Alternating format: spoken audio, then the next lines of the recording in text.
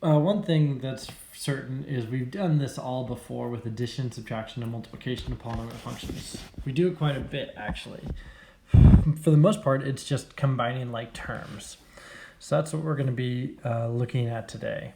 I'm going to teach you two methods for addition, subtraction, and multiplication. You can use either method you want on the quiz on Wednesday. It's up to you, but just make sure you're showing an appropriate amount of work when you're simplifying these expressions. So a polynomial addition, there's vertical and horizontal, and same with subtraction. And vertical addition, it just means like if we had an old addition problem, like 234 plus 947, something like that. Vertical addition is just that you add the terms vertically. So you have the ones column, the tens column, and the hundreds column. And we add the ones column first. 7 plus 4 is 11. Then we add the tens column. 1 plus 4 plus 3 is 8. Then we add the ones column, or the hundreds column. 9 plus 2 is 11. So it becomes 1,181. When we're adding two numbers vertically, we're going to do the exact same thing. We're going to say 2x cubed minus 5x squared plus 3x minus 9 plus, and then we add the second column, and we just line it up with all the polynomials directly above each other. So x cubed plus 6x squared plus 11. And notice there's a little gap here. This gap is basically like a 0x placeholder. We don't need to put anything in that column. It would just be like if you had 963 plus 207, you're going to write a 0 there still, and that's what's happening here. We're just writing the 0 there as a placeholder. Okay, so that's the idea with polynomial addition, and then we can vertically add each of these values. So like negative 9 plus 11, that's positive 2. 3x plus 0x is 3x. Negative 5x squared plus 6x squared, that's positive 1x squared. And then 2x cubed plus 1x cubed is 3x cubed.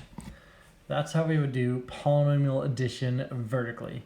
It's basically combining like terms, which we've done many times before. That's what polynomial addition is like. Just combining like terms. Oh, I did not write that very cleanly. We'll try that again.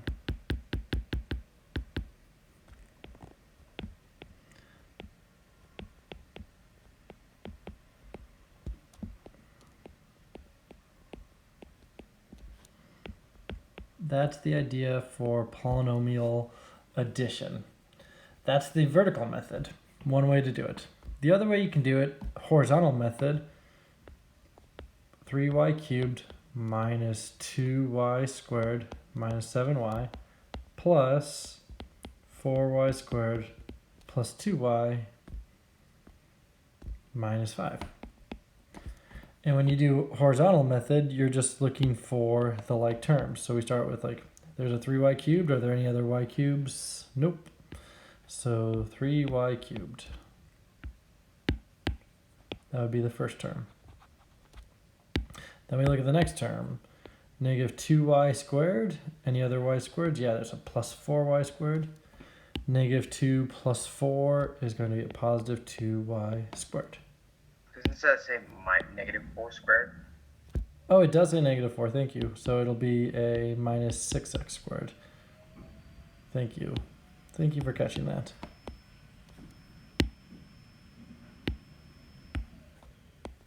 So minus 6y squared instead. That would be the second term. And then the third term, negative 7y plus 2y. So that would be negative 5y. And then the final term, negative 5, is going to be minus 5. There's no other plus or minus we need to worry about there. That's how we would do horizontal polynomial addition. Just combining like terms, basically. All right. So that's the idea for addition and subtraction for polynomials. Okay, subtraction is going to be very similar, actually. So Again, we can do subtraction vertically. We could do subtraction horizontally. So vertical subtraction, a little different here because it says we're going to subtract this number from that number. So we're actually going to put the 8x cubed on top. 8x cubed minus x squared minus 5x plus 1. We know that's going to be the top term because it says subtract this from that. So this would be where the subtraction comes in, minus the second one. And when I do the minus here, I'm going to be very careful and make sure that I put parentheses around the bottom term. And the reason is I want to subtract every single term, not just the first one. What a lot of students do when they make mistakes with polynomial subtraction is they see like 8x cubed minus 3x squared, but then they'll do negative x squared plus 2x squared. They're not doing the subtraction on the second part. So I like to put parentheses around it and then distribute the negative through to every single term in the second line. And what that's going to do is it's going to change this problem. I'm just going to rewrite it down here. The top part is unchanged. 8x cubed minus x squared minus 5x plus 1. The bottom line is now negative 3x cubed minus 2x squared plus x minus 7. And we've essentially changed this into a polynomial addition problem by distributing that negative all the way through to every term. So really important, we have to distribute the negative to every single term on the second expression and change the signs of all of them. And then we can go ahead and combine like terms. 8x cubed minus 3x cubed is 5x cubed. Negative x squared minus 2 more x squared is negative 3x squared. Negative 5x plus x is negative 4x. And 1 minus 7 is negative 6. So that would be an example of vertical polynomial subtraction.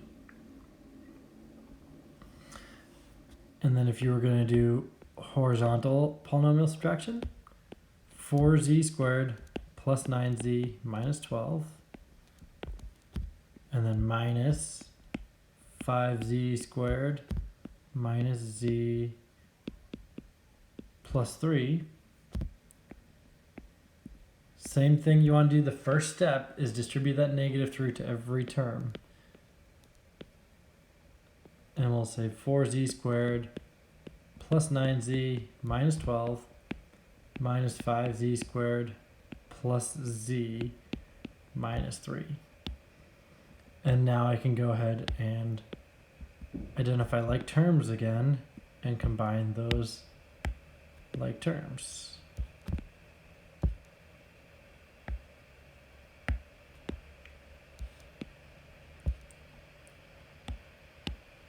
And then I get negative 1z squared plus 10z minus 15. That's how I would end up with my final result after subtracting the 5z squared minus z plus 3 from the 4z squared plus 9z minus 12. And then just combining those like terms. Okay, that's the difference between vertical and horizontal subtraction. You can do either method you want, but you got to be able to show your steps, show me that you're distributing that negative, all right? And then you can combine the like terms. If it's easier for you to draw lines because you don't have highlighters like I'm using right now, just draw lines like, hey, here are the like terms if you're doing this horizontal method, all right? But it's entirely up to you whether you prefer the vertical method or the horizontal method. 100% your choice there. Any questions so far on these adding and subtracting polynomial functions?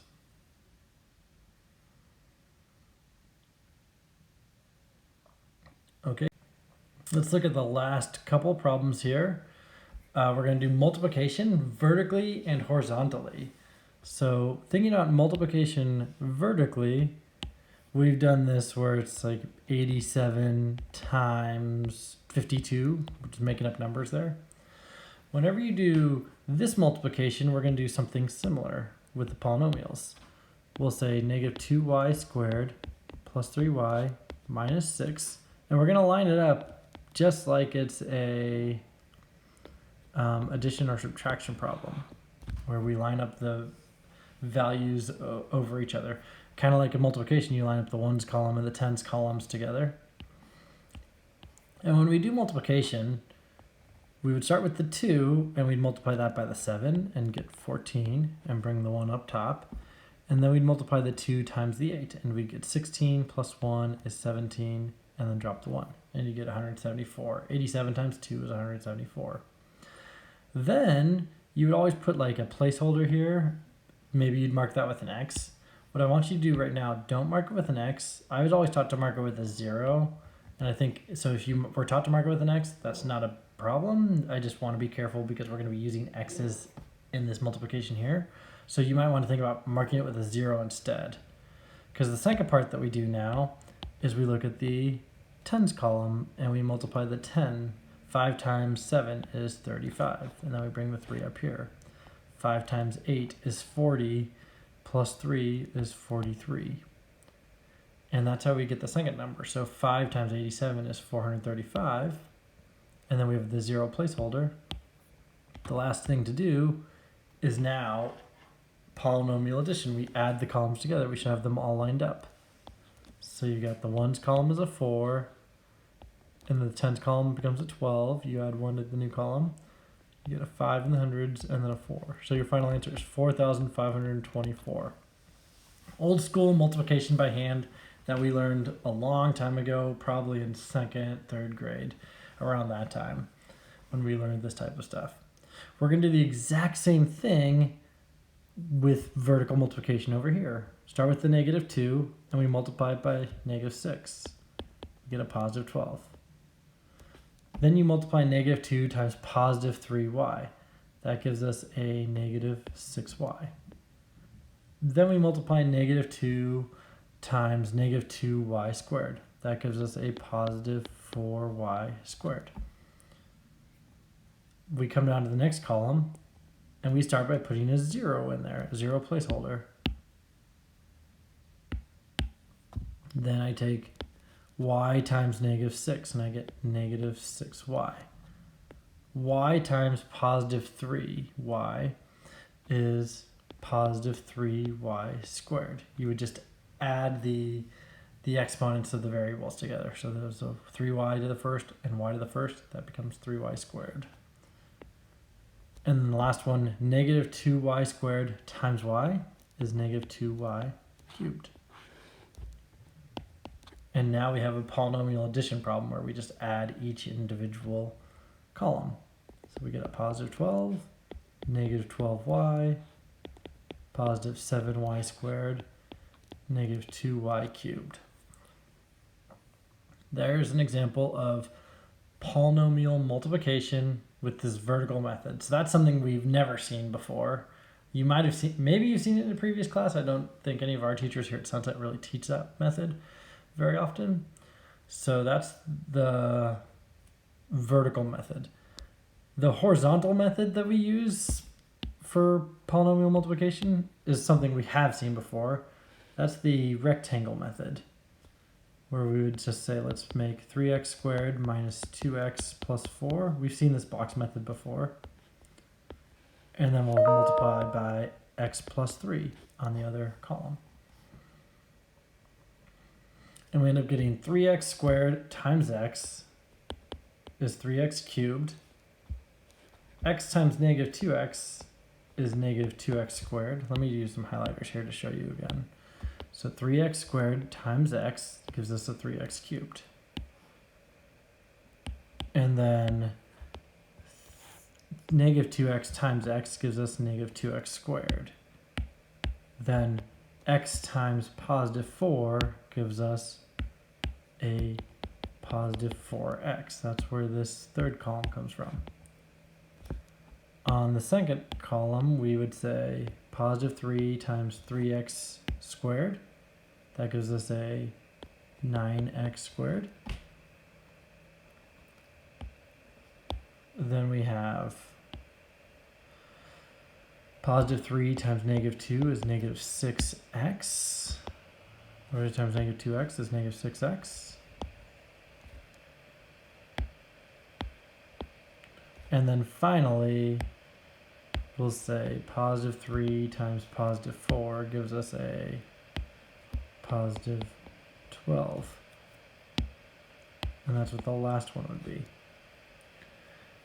So that's the first step. We're just multiplying each individual term again. And now the second part of this problem is to combine like terms or add certain values. So for example, I see a 9x, I have a 3x cubed, there's only one of them. Then I have a 9x squared minus a 2x squared, that gives me a positive 7x squared. Then I have a negative 6x and a positive 4x, that gives me a negative 2x. And then I have a plus 12. So that's how I would combine all of the terms and come up with a new polynomial multiplication thing. So again, it's just taking two terms, so like just crossing them along here. So we're multiplying any numbers that run into each other. So here's 3x squared times x. That becomes a 3x cubed. And basically when you deal with exponents, like this is next to the first, you would just add the exponents. 2 plus 1 is 3. That's how we got the 3 there. That's the way you can think about exponents there.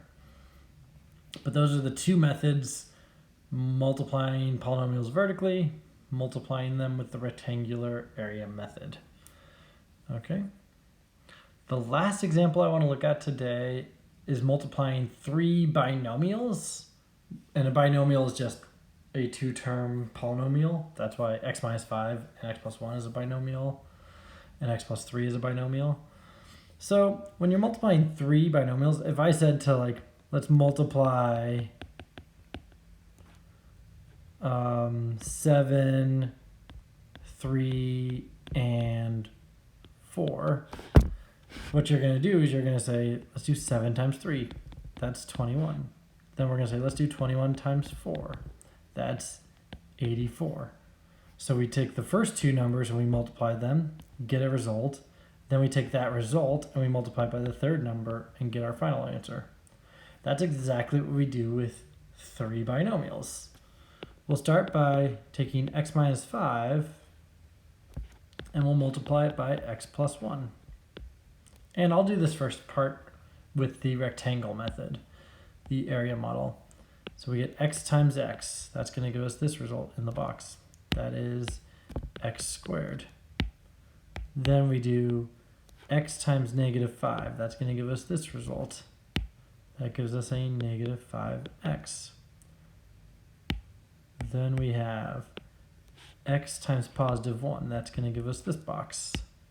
That gives us positive 1x, which we don't need to write the 1, but I'm doing it just so you guys can see it. Then we have negative 5 times positive 1. That gives us a negative 5. As a result, we get x squared. We could write all of them out if we wanted to. So it's entirely up to you how you want to write it out.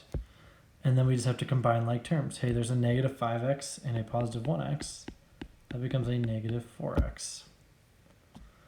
So I just multiplied these two numbers, and now I've got x squared minus 4x plus 5, and I'm going to multiply that result by the third number, x plus 3. Okay. Now I can do the box method again, the rectangular area model again, and multiply and come up with my final result. But just so I can show you the vertical method one more time, just in case you like that one more, you've never liked the rectangle model, and you want to try the vertical method, we'll do the example with the vertical method. But it's really up to you. You can do whichever method you want. That's the nice thing about these problems. So we write it as x squared minus 4x minus 5 times x plus 3. And we'll start by multiplying negative 5 times positive 3. That's negative 15. Then negative 4x times positive 3. That's negative 12x. And then finally, x squared times positive 3 is 3x squared.